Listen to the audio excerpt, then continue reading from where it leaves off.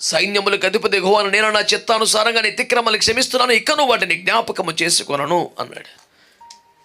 ఇంత భరోసా, ఇంత అద్భుతం ఎవరు చెప్తారండి? ఎవరు చేస్తారు? మనం ఎవరైనా ఎదుట తప్పు చేస్తే, వారి ఎడలు తప్పు చేస్తే కాళ్ళ వేళ్ళబడి క్షమాపణ కోరితే కూడా ఇవాళగైతే రేపైనా ఏమైనా తేడా వస్తే మళ్ళీ ఆ రోజున ఏ పరిస్థితుల దగ్గరికి వచ్చేవరా? మర్చిపోయావా? కాళ్ళ మీద పడితే క్షమించాను నిన్ను, గుర్తులేదా? ఏంటి మళ్ళీ వాయిస్ రైజ్ అవుతుంది అననే పరిస్థితి మనిషిలో ఉంటుంది సహజంగానే.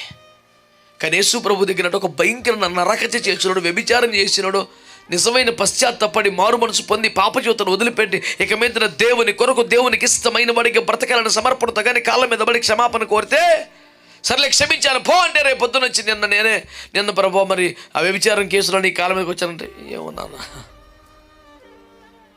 I don't keep the record. ఎప్పటికప్పుడు చింపేతలు పడేస్తాడు.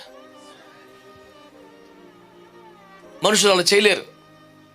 వాడిని క్షమించినట్టుగా, వాడిని ప్రేమించినట్టుగా, వాడిని మళ్ళీ గుండెలకు కత్తుకొని చేర తీసుకున్నట్టుగా మాట్లాడతారు. కానీ సందర్భం వస్తే రే మర్చిపోక అద్దెలో ఉన్న వేరే పరిస్థితులు వచ్చావు,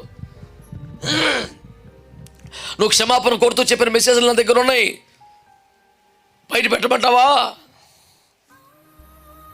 వాడు డిలీట్ చేయకుండా ఉంచాడంటే నాడు దేవుని మనసు ఉన్నాడు కాదని.